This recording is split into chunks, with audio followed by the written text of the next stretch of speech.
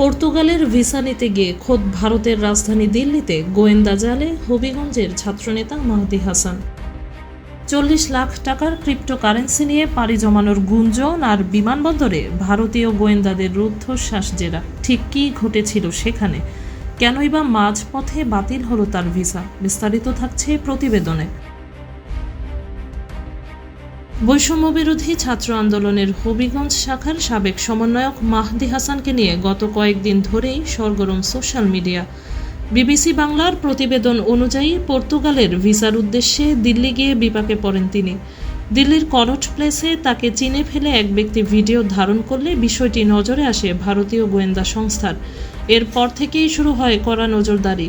এক পর্যায়ে বাতিল করা হয় তার ভারতীয় ভিসা। বুধবার ঢাকা ফেরার পথে দিল্লি বিমানবন্দরে তাকে আলাদা করে নিয়ে প্রায় আধ ঘন্টা জিজ্ঞাসাবাদ করে বিভিন্ন গোয়েন্দা সংস্থা।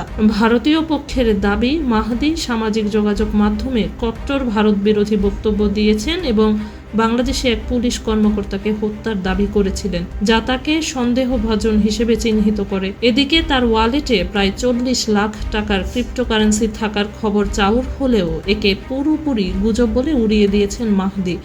বুধবার বিকেলে দেশে ফিরে তিনি দাবি করেন, বৈষম্য বিরোধী নেতা পরিচয়ে তাকে প্রচণ্ড হয়রানি করা হয়েছে এবং তিনি জীবনের ঝুঁকিতে ছিলেন। এর আগে সামাজিক যোগাযোগ মাধ্যমে ছড়িয়ে পড়া এক ভিডিওতে হবিগঞ্জের এক পুলিশ কর্মকর্তাকে হুমকি ও থানা পোড়ানোর দাবি করে তীব্র সমালোচনার মুখে পড়েছিলেন এই ছাত্রনেতা। তবে দিল্লি সফরের আসল উদ্দেশ্য এবং অর্থের উৎস নিয়ে ধোঁয়াশায় এখনও কাটেনি।